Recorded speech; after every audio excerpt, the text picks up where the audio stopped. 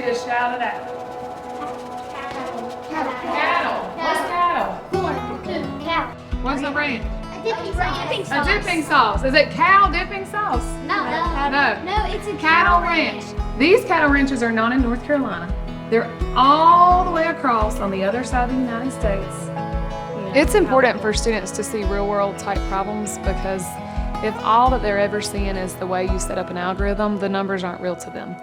And so if you can take 30,578 and put that with cows and you can explain to them that's this many cows that are at the cattle ranch, that's how we see math in real life. And so primarily the questions that I use in my math class are real world, rich tasks where they have to think about how they're going to use numbers in the world around them.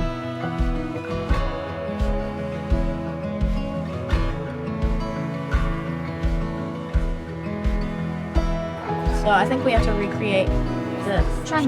Yeah, and like the greatest to least. Okay, we can plus them. We can plus them to get the total number of cows. So then let's do this. Let's go in row. If we add 37 to that, that'd already be 6,000. We have to take this and subtract 37 from it. When I was doing direct instruction the whole class period, it was a lot of me telling them how to solve the problem, me telling the students how to start the problem.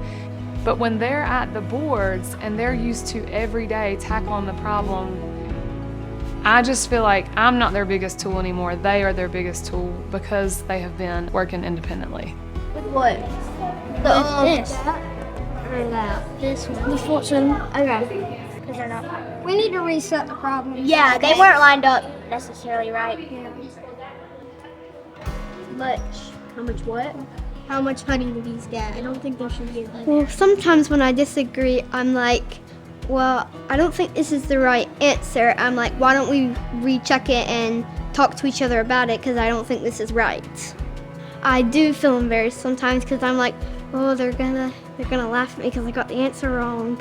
It does not happen in here because everybody is friends and we do not laugh at people. We help them learn. I'm gonna stop here. I don't want to tell you any more clues. I want for you to figure out the best way to collect your money before the tax collector gets it. So the rule is the tax collector can take all the what? Factors. I could take $12. Okay. And then we have to make the line and stuff.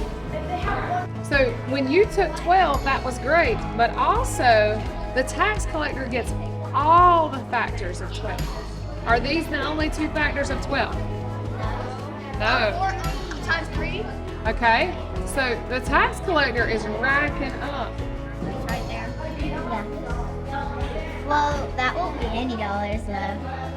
We're really working in education to get kids engaged. We want kids talking to each other. We want them working in groups collaboratively. We want them on task and into what they're learning. This is the best way to do it. When you put them with a random group and give them a challenge to figure out, your engagement level is going to go through the roof. And so when you play it the first time, you're like, okay, I wouldn't have done that again, right? I know you wouldn't have done that again. If you picked one. So if you played this again, would you have a different strategy? Yeah, we'll learn a different strategy. What do you think the best? Everybody is a math person.